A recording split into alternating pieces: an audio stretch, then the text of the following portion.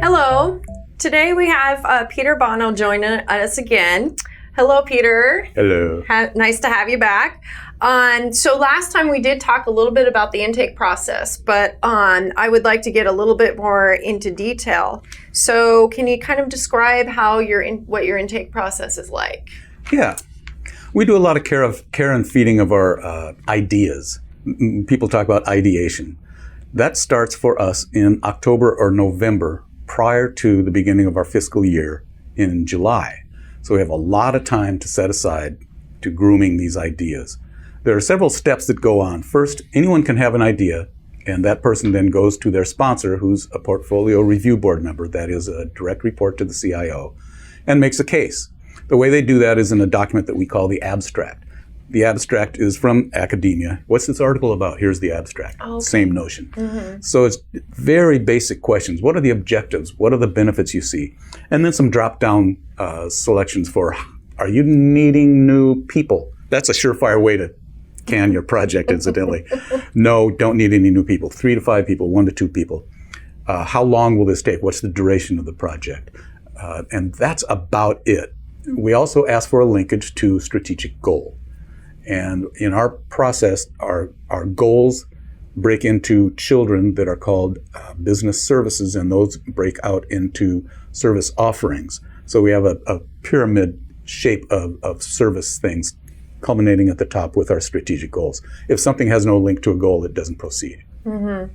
That abstract, upon approval by several parties, the sponsor, the PMO, me and my colleagues, and the rest of the PRB, then it can morph into the rest of the story, which is the business case. Then we ask more pointed questions. We ask for a second set of estimate data.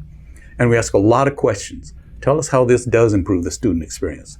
Tell us how this does improve the research capacity.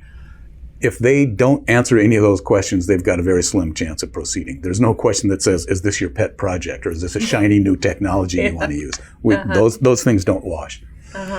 So they go through those questions, and this takes quite a while for them to answer. And if they answer yes to everything, we smell a rat and we say, nah, come on. Your network does not exactly, improve the classroom. Well, it does, I guess, peripherally. You can't run a classroom without a network these days. Mm-hmm. But if they're making up happy answers, we smell it right away. Right.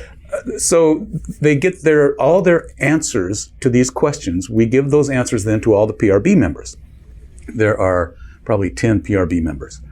Those PRB members then go to an offline system that my boss has developed in Google World, and they put numbers on a Likert scale, 1 to 5, to each of the questions that they see. So each PRB member does his or her own scoring. They don't see the other people's scores, and they have a sheet where they see all their scores at once, so that they can look out for equity. If they gave this one a 5 and this one a 1, and they can see it right away, they say, that's pretty broad range. Maybe I'll make that a 4 and this a 3. That reflects it better. Okay, so just to make sure you aren't doing anything completely out of whack. Right. Once they get those together, my boss has a very elaborate system where he produces bubble charts of risk and reward and things like that. And he comes up with a score. The score is a number.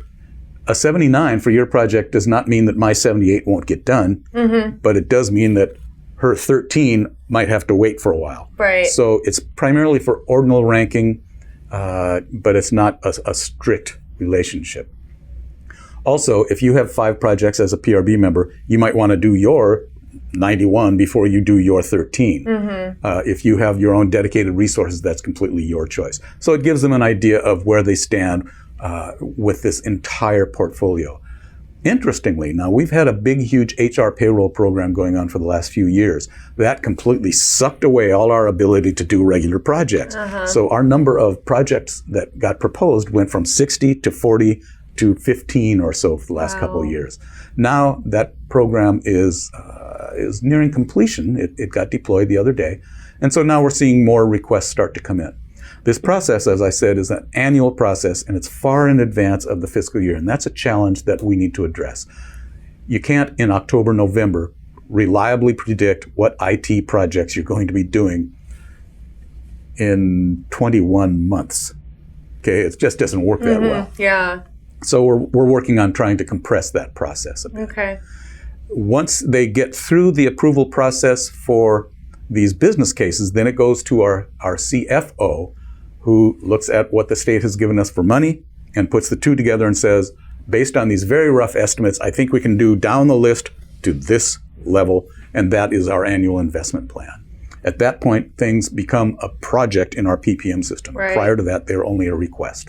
Okay. And does it matter if it's agile or traditional? It's the same process for all the projects. At this point, we don't care. Yeah. You don't care. Mm-hmm. Great.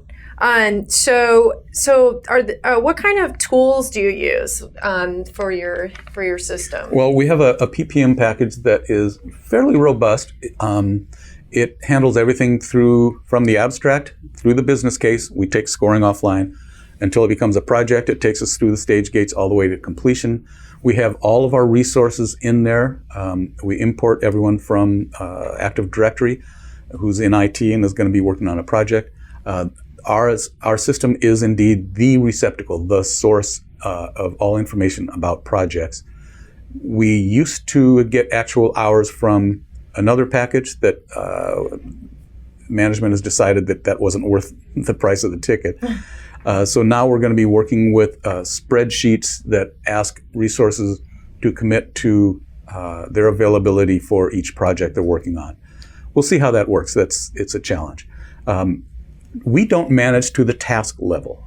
Right. So each project manager can choose her own method, whether it's Microsoft Project or Jira or Excel spreadsheets. Okay. So we're primarily interested, from my viewpoint, of a communication vehicle to the powers that be, the Portfolio Review Board. So do you use that system for your metrics and reporting and things like that? Well, metrics depend on data, and the data's all over the map, and it's usually at the task level. So what we have to do is we have to rely on the PM to interpret all that data and say, our scope is red. We just got a whole bunch of stuff dumped on us, and we haven't resolved that yet. We haven't rebaselined yet. So that's up to the PM. Okay. When we have inexperienced PMs, that becomes a bit of a challenge. They don't recognize that is going to blow up in your face. You should be marking that at least yellow. They're tending to think, oh yeah, we're going to get around to doing that. Wishful management. Right. So what type of metrics do you look at the portfolio level? We're doing red, yellow, green stuff, indicators for scope, schedule, budget, issues, and overall. We need to make sure that they're updating those things every 30 days. Okay. We need to make sure that they're putting in a status comment every 30 days. We look at their planned completion date, and if that changes, we get a little alert. We ask them to stick in their percent complete. And there, we don't want them to say, I said it was going to take 12 months, and I've spent 6 months, so I'm 50% complete.